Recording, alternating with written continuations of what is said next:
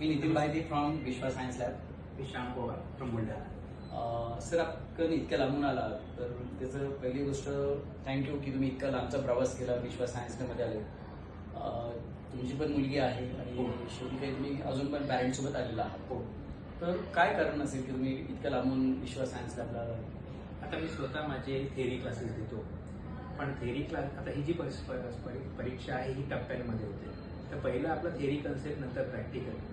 तर आम्ही माझे काही ज्युनियर स्टुडंट्स, काही पालक किंवा इतर लोकांकडून आम्हाला फीडबॅक मिळाला होता की प्रॅक्टिकल करायचं असेल तर विश्वाकडे जा, कारण की तशी फॅसिलिटी आमच्याकडे नाही आणि इथला फीडबॅक जो आहे आधीचा आताचा हाही खूप चांगला आहे.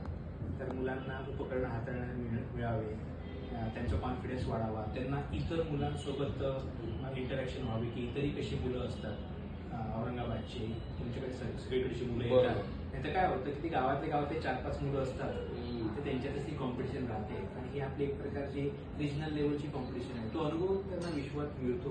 म्हणून मग मी माझ्या मुलांना मागच्या 3 वर्षापासून रिकमेंड करतो. खूप छान. आता ह्या मुलांनी जे प्रॅक्टिकल्स केलेले आहेत सुरुवातीला, आपण आता जे बघितलं मागच्या वेळेस पण तुमच्याकडची मुलं आली होती, त्यांचाही चांगला फीडबॅक राहिला. एक्झॅक्टली असं काय युनिक तुम्हाला वाटतं जेणेकरून त्या मुलांचं एक समाधान तुम्हाला 2 दिवसानंतर दिसतं त्यांच्या चेहऱ्यावर किंवा त्या पॅरेंट्सकडे?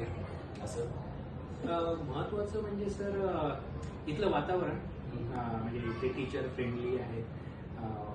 मुलांना त्यांच्या म्हणजे आपण म्हणू शकतो की त्यांच्या कम्फर्ट झोनमध्ये ठेवून ते करून घेतात.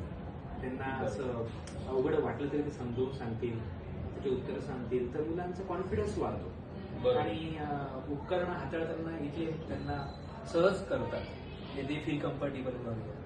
That is the main advantage. मी मुलांशी पण इंटरॅक्शन केलं, ते खूप हॅपी होते. तर त्याच्यामध्ये एक बेसिक त्यांची गोष्ट अशी समोर आली की आम्हाला प्रॅक्टिकल स्वतः करायला भेटली ना, तो आम्हाला खूप आनंद वाटला. आणि अजून एक आलं की त्याच्यामध्ये टाइम मॅनेजमेंट. तर हा फॅक्टर तुम्ही डिस्कस केला का मुलांसोबत?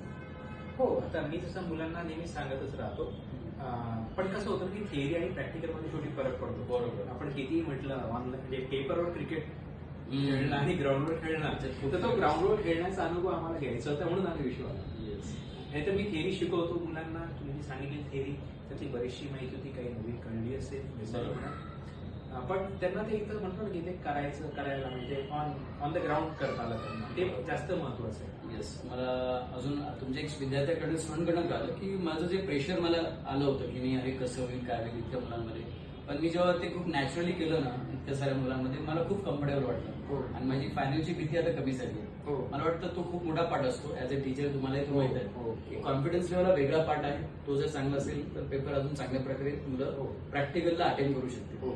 आणि ही पायरी पण फार महत्वाची नाही, कारण की याच्यानंतर थर्ड आणि फोर्थ डिस्क्वालिफिकेशन. बरोबर. आणि यातून ते 10% घेते, तर थोडासा हा महत्वाचा म्हणजे तरीच घ्यायला यू कॅन्ट अफोर्ड.